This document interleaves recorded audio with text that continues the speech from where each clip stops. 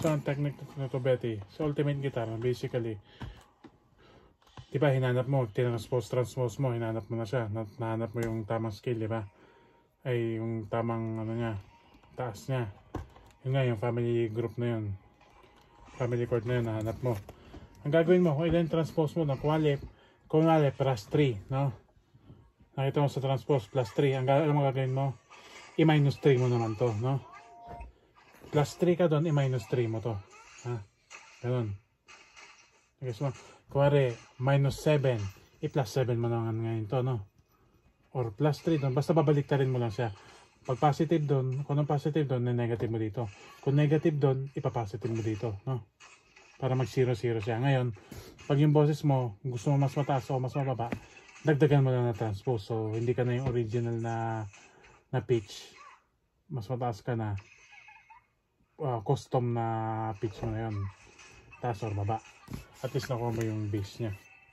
Yung bass, yung because sa bass, yung pinagsimulan niya.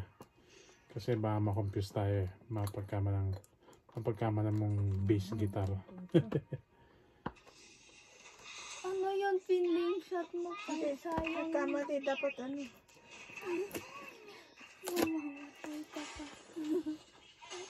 Ano yun? No! No!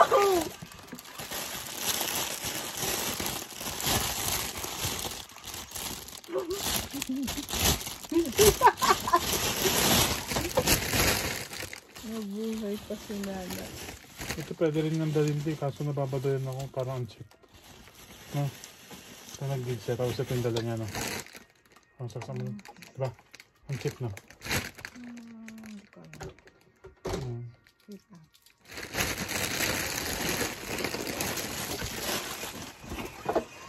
Ano yung saksakan mo? Ang dami dun.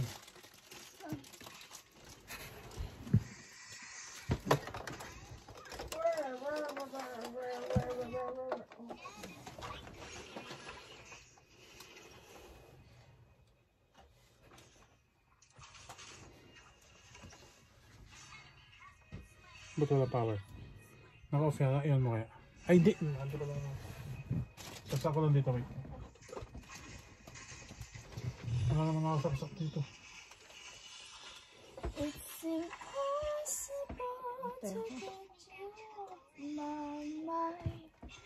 I think about 100 times. Oh, naka-off pa rin. Tama. May switch yata yun. Hanap naman yung switch.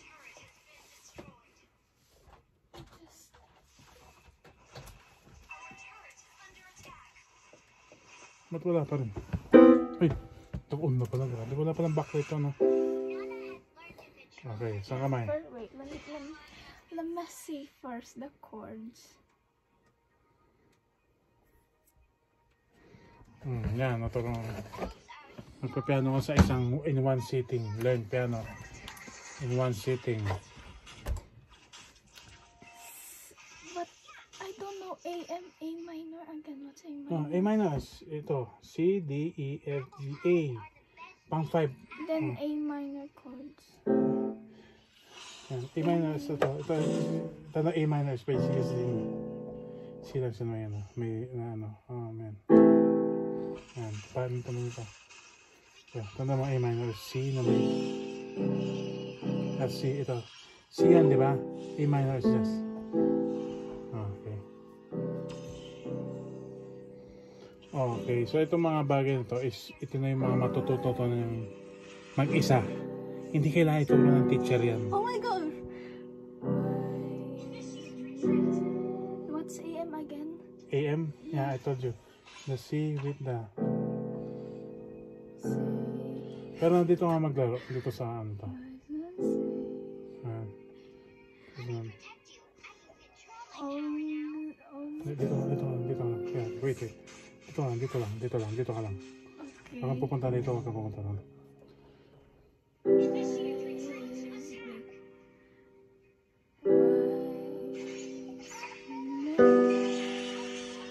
Tapos AM.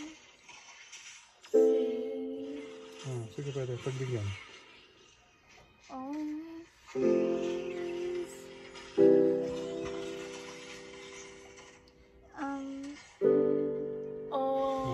Okay? Okay, so ito, dahil performance level tayo. Ito, ano naman ako, performer coach ako eh. Ibig sabihin yung tinuturo ko hindi lang pang recital ng bata. Pag tinuruan ko, performer yan. Nagpa-perform sa stage. Ibig sabihin, pang sabak. I Ganyan. use this ultimate guitar. So, alam mo na ang technique natin pag pang performer, alam mo, dapat maganda. Yan ang number 1, hindi nagkakamali. Yes, may sustain. Yan. Yung pedal pala, may pedal ako maganda. Sustain.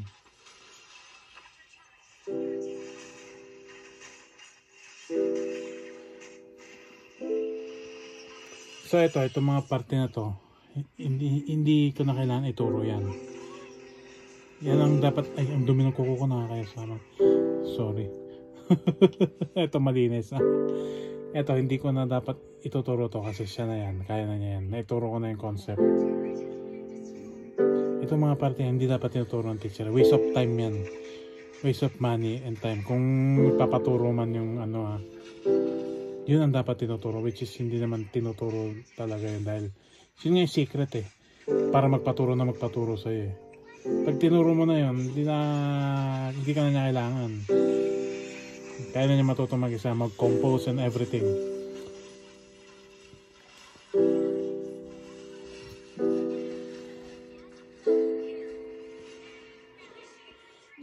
So itong ito yung para maging performer, isang araw lang yan. Isang araw lang may tuturo na yan. Siguro kung medyo bago sa music, napaka-maximum na ng 1 week. Performer level na yan ha. Hindi lang yung magre-recital. Bass. Yung forbidden technique yan.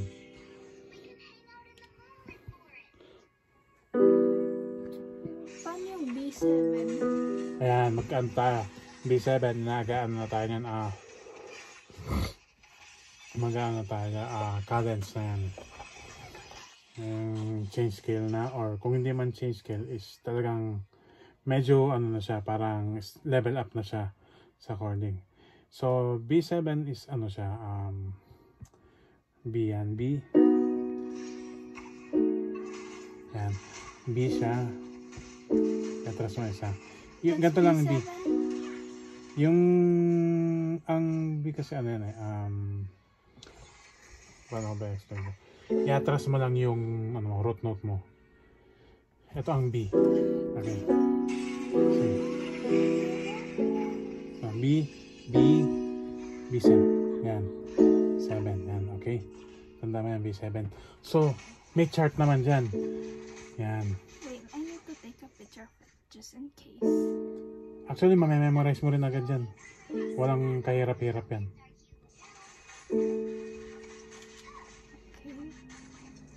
Or meron din sa chart ng piano. Yung paggaling kasi yan, ano yun eh. Para gagaling yung isang tao, dapat aadikin niya. Kagaya niyan sa gitara. 2 weeks. Natutulog siya katabi niya yung gitara.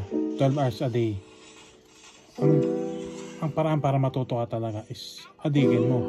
Pagkalyuin mo yung kamay mo. Kasi pag di mo ginawa yan kahit isang taon, hindi ka gagaling, di ba? So after 2 weeks naman na yun, ano na yun eh. After nun, madali na ng lahat. Okay, what if I don't like minor or if I don't need minor or major, just pure D or just pure... Hindi, kasi ano, itatranspose mo pa rin siya. Kasi kunwari D, hindi ka tutugtog ng D. Kasi maraming block yun, yung scale na yun. D scale, may mga block yan. Itatranspose mo siya sa C. But D is like this. Kunwari, nasa C scale ka, nasa C major scale ka, D is like that. Pero pag gina-combination mo kasi sa pwede rin yun. May mga cadence. Yan, D. Pag sinabi mong major, yung gitna mo, na D minor, yung major na, tataas mo lang yung gitna. Major na siya. Dapat pala may twistahan ka na Baka may meeting ka pa. Ngayon ba ang meet up nyo? Bukas. Ngayon ba? Kay Kuya Bong bukas. Akala ko Ay, kay Kuya Bong.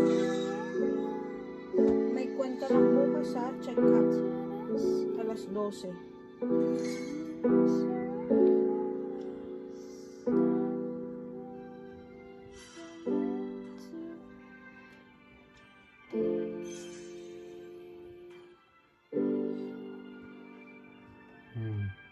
So yung pagpapaganda ng ano, hindi rin yan tinuturo. Nasa tao rin yan, sa practice niya. Kung maganda yung pangdinig niya, taste ng tao yun. Hindi na ituturo, mahirap ituro. Pero lahat naman may taste sa music. Dine-develop yun sa sarili.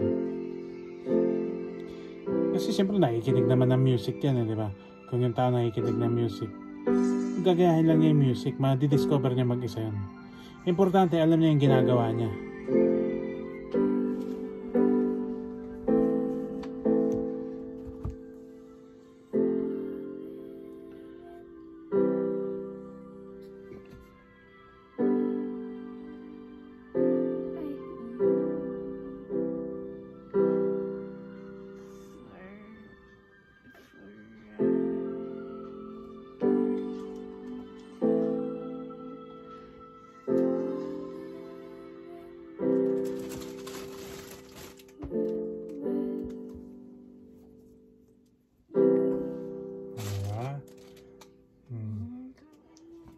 Pag-practice lang sila, baka saglit lang to, baka siguro Mga isang linggo. 1 week. Oh, 1 week.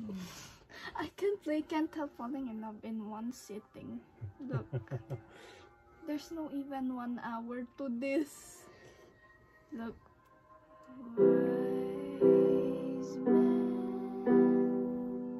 Ano ulit yan? Kung gusto mo rin ng plucking, pwede rin pa isa-isa, pwede rin yan. Ano ulit yung AM? Ayan, yung isisi mo siya na may isa na. Tabahan ko dyan sa likod mo. May pusa yata. Ay, oo nga. O sige, dito ka, pwede dito.